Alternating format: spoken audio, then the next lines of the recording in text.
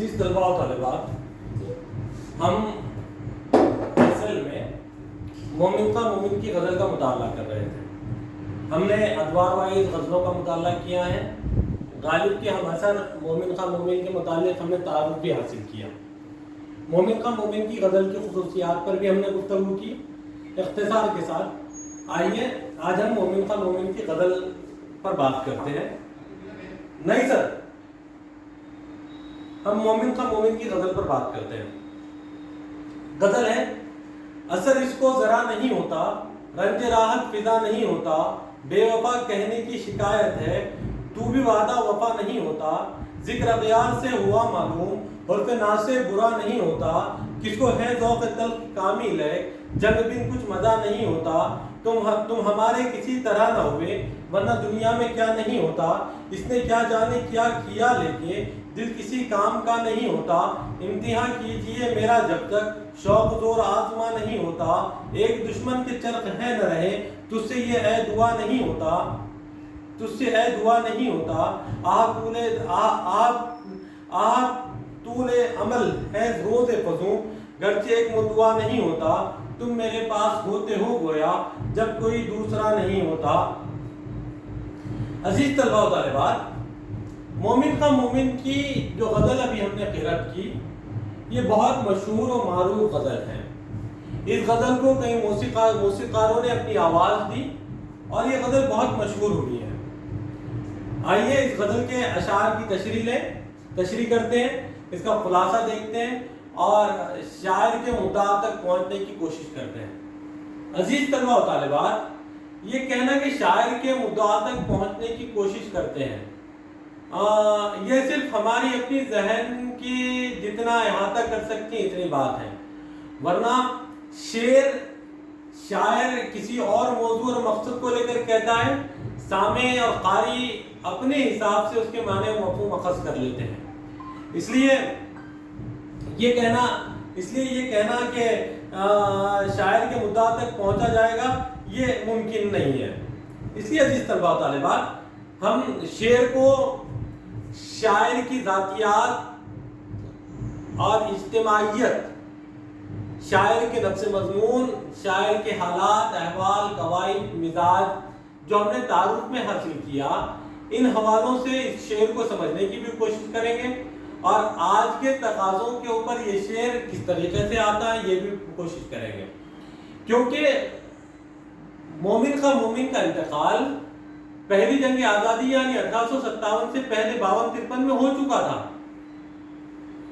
سانحہ پہلی جنگ آزادی بہت بعد میں گزرا اور مومن کا مومن نے دلی کے تارا جی کے منظر کو دیکھا ہے، دلی کے اجڑتے ہوئے منظر کو اپنی آنکھوں سے دیکھا ہے، کیونکہ دلی اچانک سے نہیں اجڑی، دلی اچانک سے تارا نہیں ہوئی، مغلوں کی حکومت اچانک سے ختم نہیں ہوئی، بلکہ کم و بیش 30-35-40 سال کا ایک وقفہ تھا جس میں مغلوں کی حکومت کا شیرازہ بکھرتا گیا۔ یہ سارا منظر مومن کا مومن کے سامنے رہا ہے۔ مومن کا مومن دلی کو اجڑتے دیکھ رہے تھے۔ اس لیے اگر ہم اس غزل کو کچھ مناظر کے اندر دیکھتے ہیں اور مومن کے تصور عشق کے پیرائے میں دیکھتے ہیں تو ہم کو یہ اندازہ ہوگا کہ مومن کا مومن کی غزل اثر اس کو ذرا نہیں ہوتا، رنج راحت فضا نہیں ہوتا۔ شاعر مکمل طور پر اس شعر کے اندر اثر اس کو ذرا نہیں ہوتا، رنج راحت فضا نہیں ہوتا، نا امید نظر آتا ہے۔ وہ کہہ رہا ہے کہ میرے محبوب کو میری کیفیات کا، میری کہی ہوئی باتوں کا، میری بدحالی کا بالکل بھی اثر نہیں ہوتا۔ وہ اتنا سخت دل اور اتنا پتھر دل ہو کر بیٹھ گیا ہے کہ اب وہ کسی بات کا اثر ہی نہیں لیتا، اثر اس کو ذرا نہیں ہوتا، رنج راحت فضا نہیں ہوتا، اور ہم کو تھوڑا بھی تسلی دینے تو دور کی بات ہے، ہمارے غم کو غلط کرنے کا بھی کام نہیں کرتا۔ رنج راحت فضا نہیں ہوتا، ہمارے غم میں، ہماری تکلیف میں، محبوب سے جدائی میں، محبوب سے بے رخی کی وجہ سے جو رنج علم ہمارے دل کے اندر ہے اس میں تھوڑی سی بھی کمی واقع نہیں ہوتی۔ یہ تو خیر شاعر کے ظاہری لفظ ہیں، اگر ہم دیکھتے ہیں تو ہم کو معلوم ہوتا ہے کہ مومن کا مومن ایک رندانہ مزاج کا رکھنے والا شخص تھا. کم عمر میں وفات پائی. صوم و صلات کے پابند بھی تھے. عشق حقیقی اور عشق مجازی کے پرتوں کو، نزاکتوں کو بہت اچھے سے سمجھنے والی شخصیت تھی، اور دلی کے اجڑنے کے حالات بھی سامنے تھے.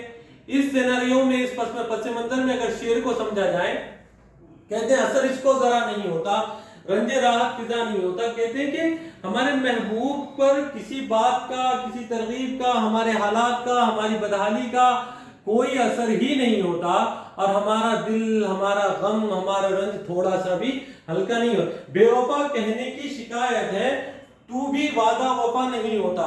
کہتے ہیں کہ ہم نے ہمارے محبوب کا کمال دیکھیے کہ وہ ہم سے پے در پہ بے وفائی کرتا جا رہا ہے، ہم اس کو دغا دیتے جا رہا ہے، ہم اس کی پیار میں، اس کی محبت میں، اس کے عشق میں گھلے مر پڑ رہے ہیں. لیکن ہمارے محبوب کی حالت یہ ہے کہ وہ ہم سے بے وفائی کر رہا ہے، بے وفائی پہ بے وفائی. ہمارے منہ سے نکل گیا کہ ہمارا محبوب بے وفا ہے، تو کہہ رہے کہ بے وفا کہنے کی شکایت ہے. وہ ہم سے شکایت کرتا ہے کہ آپ نے ہم سے بے وفائی کی. ہاں، کہہ رہے کہ بے وفائی تو کر ہی رہا ہے، اور ہم نے بے وفائی کی شکایت کی، تو وہ کہتا ہے بے وفائی کیا. ہم نے کہا کہ آپ ہم سے بے وفائی کر رہے ہیں، تو وہ کہتا ہے کہ آپ نے ہم سے بے وفائی کو بے وفا کہنے کی شکایت کر رہے ہیں. تو عزیز طلبہ و طالبات، دیکھیے کیسی شعر کی خوبصورتی ہے، اور اس کی ایک مزاج کو بھی سمجھنے کی ضرورت ہے کہ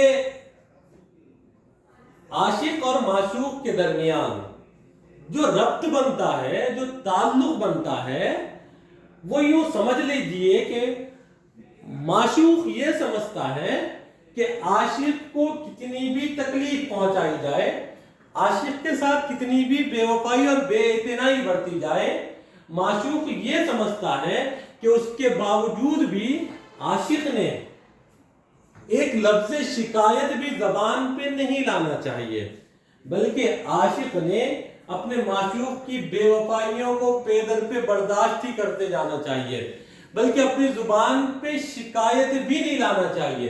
اگر معشوق عاشق کی بے وفائی کی شکایت کرتا ہے، اگر معشوق عاشق کی بے وفائی کی شکایت کرتا ہے، تو اس کی اس بے وفائی کی شکایت کا بھی معشوق کو برا لگ جاتا ہے.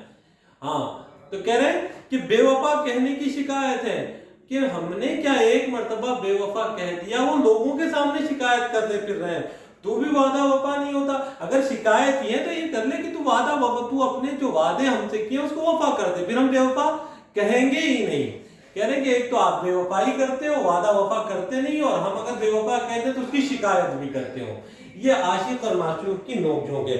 ذکر اغیار سے ہوا معلوم، حرف نا سے برا نہیں ہوتا.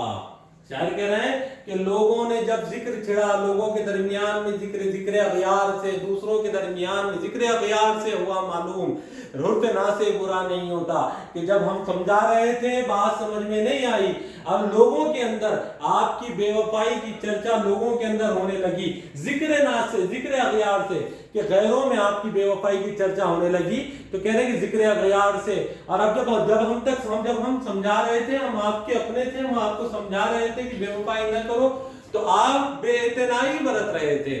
تب جب غیروں میں اس کی چرچا ہونے لگی، ذکر اغیار سے ہوا معلوم، حرف نا سے برا نہیں ہوتا.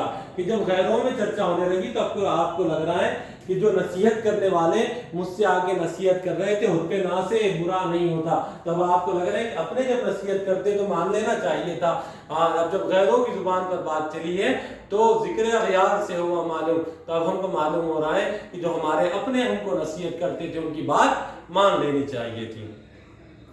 کس کو ہے ذوق تلخ کامل ہے، جنگ بن کچھ مزہ نہیں ہوتا. کس کو ہے ذوق تلخ کامل ہے، جنگ بن کچھ مزہ نہیں ہوتا. شاعر کہہ رہا ہے یہاں پہ عاشق اور معشوق اپنی نوک جھونک کا ذکر کر رہے ہیں. ہاں، یہ کہہ رہے ہیں کہ عاشق اور معشوق میں، محبوب اور محب میں جب تک نوک جھونک نہ ہو، تلخ کلامی نہ ہو، ناراضگی نہ ہو، اور کیا کہتے ہیں ہلکی پھلکی پیار بھری جنگ نہ ہو، تو تب تک جنگ بن کچھ مزہ، جب تک یہ زندگی کے اندر مزہ ہی نہیں ہے. شاعر کہہ رہے ہیں تم ہمارے کسی طرح نہ ہوئے ورنہ دنیا میں کیا نہیں ہوتا. شاعر کہہ رہے ہیں کہ میرے محبوب آپ ہمارے کسی صورت نہیں بنے، ہاں ہم تو آپ کے لیے مر رہے تھے، کیا کہہ رہے ہیں، تم ہمارے کسی طرح نہ ہوئے ورنہ دنیا میں کیا نہیں ہوتا۔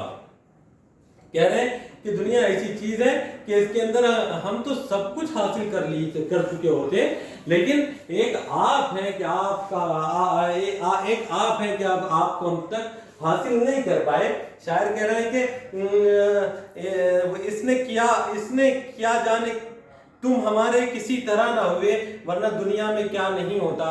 کہہ رہے ہیں کہ دنیا میں ہر کام ممکن ہو گیا، لیکن ہم آپ کو منع کر سمجھا کر آپ سے وعدہ وفا کرنے کے باوجود بھی ایک آپ ہیں کہ جو ہمارے نہیں ہو پائے، ورنہ دنیا میں کون سا ایسا کام ہے جو حاصل نہیں کیا جا سکتا، کون سی ایسی چیز ہے جو حاصل نہیں کی جا سکتی۔ ہاں عزیز طلبہ و طالبات، اس شعر کے پس پردہ ایک اور مطلب معنی مفہوم بھی پستا ہے، کہ کہہ رہے ہیں کہ آدمی اپنی کوششوں سے دنیا کی ہر چیز حاصل کر سکتا ہے، آدمی اپنی کوششوں سے دنیا کی ہر چیز حاصل کر سکتا ہے، لیکن اپنے محبوب کا محبت حاصل نہیں کر سکتا۔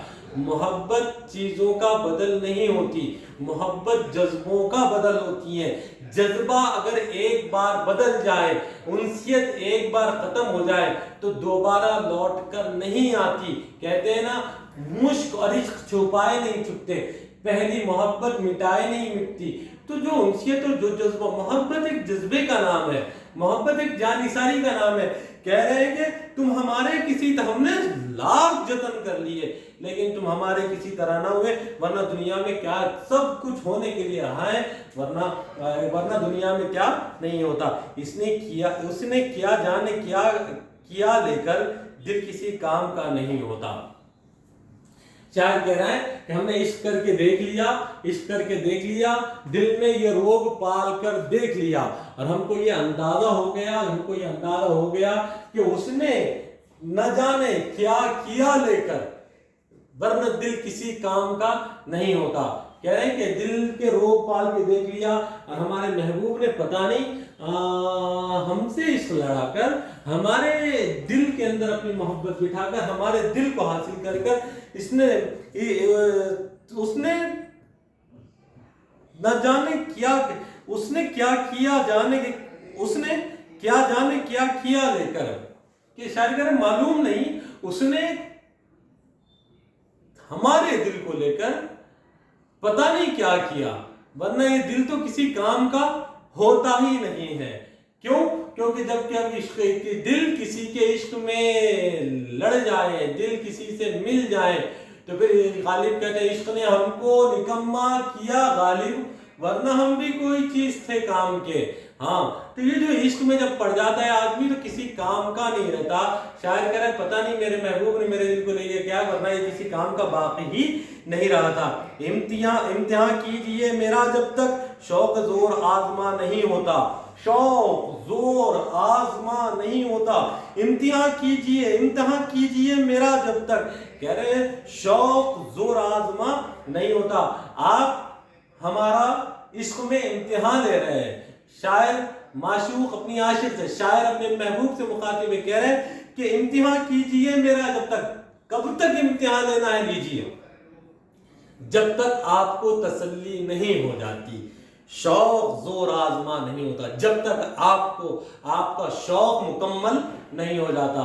کہتے ہیں نا کہ کوئی تکلیف دینا ہے شوق سے، کتنی تکلیف دینا ہے تو ہاں تم تکلیف دے کے تھک جاؤ گے، لیکن میں کبھی نہیں تھکوں گا۔ یہ جو ہم کہتے ہیں نا، یہ شاعر کہہ رہا ہے کہ امتحان کیجئے میرا جب تک۔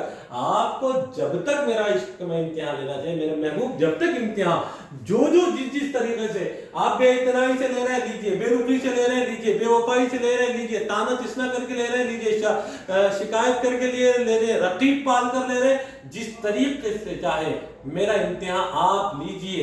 آپ امتحان کیجئے میرا جب تک شوق زور آزما نہیں ہوتا۔ کہہ رہے ہیں کہ آپ اپنا شوق پورا مکمل کیجئے، مجھے کوئی شکایت نہیں ہے، لیکن آپ ہار جاؤ گے۔ ایک دشمن کے چرخ ہے نہ رہے، تجھ سے کیا اے دعا نہیں ہوتا۔ ایک دشمن کے چرخ ہے نہ رہے، ایک دشمن کے چرخ ہے نہ رہے، تجھ سے یہ اے دعا نہیں ہوتا، تجھ سے یہ اے دعا نہیں ہوتا۔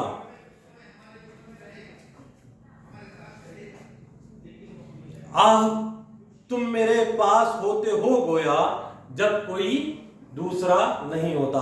اس غزل کا یہ سب سے خوبصورت شعر کہ تم میرے پاس ہوتے ہو گویا جب کوئی دوسرا نہیں ہوتا. عزیز طلباء و طالبات، یہ شعر اس غزل کا حسین کلام ہے جس پر غالب جیسا شاعر کہتا ہو کہ مومن اگر یہ شعر تم میرے حوالے کر دو، میرے نام کر دو، تو میں اپنی پوری ساری زندگی کی شاعری، پورا دیوان تمہارے نام کر دوں گا. اس شعر کی خوبصورتی کیا ہے؟ تم میرے پاس ہوتے ہو گویا جب کوئی دوسرا نہیں ہوتا. یہ پوری غزل کا حاصل شعر ہے. شاعر کہہ رہا ہے کہ دیکھیں عزیز طلباء و طالبات، اگر ہم اس شعر کی گہرائی میں جائیں، اس شعر کو تہہ در تہہ پرتے کھولتے جائیں، تو ہم کو عشق کی اس انتہا معلوم ہوگی کہ عشق کی ایک مقام یہ آتا ہے کہ آدمی کو معشوق کا وجود حاصل ہو یا نہ ہو، معشوق کی توجہ حاصل ہو یا نہ ہو، وہ معشوق کی یادوں میں اس انتہا کو، معشوق کے عشق میں اس انتہا کو پہنچتا ہے کہ عشق، حصول عشق سے آگے بڑھ کر محسوسات عشق کی ان مدارک میں پہنچ جاتا ہے کہ عاشق کو ہر جگہ، ہر شے میں، ہر ذات میں، ہر چیز میں، محفل میں، تنہائی میں، خلوت میں، جلوت میں، کائنات کے ہر ذرے ذرے میں اپنا محبوب نظر آتا ہے. اور جب وہ تنہا ہوتا ہے تو اس کا یہ احساس زندہ ہوتا ہے کہ میں تنہا نہیں ہوں، بلکہ میری اس تنہائی کے اندر میرا محبوب میرے ساتھ ہے. اور جب وہ مجالس میں ہوتا ہے تو مجلسوں کی جمع غفیر کے باوجود یہ محسوس کرتا ہے کہ کوئی مجلس نہیں بلکہ ساری مجلس میں تنہا ہوں اور میرا محبوب میرے ساتھ ہے. یہ جو عشق کی انتہا ہے، دیکھیے علامہ اقبال کے سادگی دیکھیے میں کیا چاہتا ہوں، میں عشق کی انتہا چاہتا ہوں. یہ عشق کی انتہا، مومن کا مومن، تم میرے پاس ہوتے ہو گویا جب کوئی دوسرا نہیں ہوتا. شاعر کا کہنا کہ میں عشق کے اس مقام پر پہنچ چکا ہوں، عشق کی اس انتہا پر ہوں جہاں پر جا کر عاشق کے لیے معشوق کا وجود نہیں، معشوق کے محسوسات بھی اس کے عشق کی انتہا کے مدارج کو پہنچ جاتے ہیں. عشق میں ہم دیکھیے کبھی ہم لوگ کبھی بیٹھے تو ہم کو اندازہ ہوتا ہے کہ ہمارا جو قریبی اگر انتقال کر جائیں، ہم اپنی تنہائی میں بیٹھے ہیں، اس کی یادیں ذہن پر ہو اور حاوی ہو، ہم کو یہ لگتا ہے کہ کسی نے ابھی مجھے آواز دی، جو گیا اس نے ابھی مجھے آواز دی، اس کی آواز ابھی میرے کانوں پر پڑی ہے، وہ مجھ سے گفتگو کر رہا ہے، میں اس سے گفتگو کر رہا ہوں. ایک کیفیت بنتی ہے، یہ تم میرے پاس ہوتے ہو گویا جب کوئی دوسرا نہیں ہوتا. اس طریقے سے عزیز طلباء و طالبات، مومن خواہ مومن کی غزل جو شامل نصاب اختصار کے ساتھ، تشریح اور خلاصے کے ساتھ میں نے آپ کے سامنے رکھی ہے.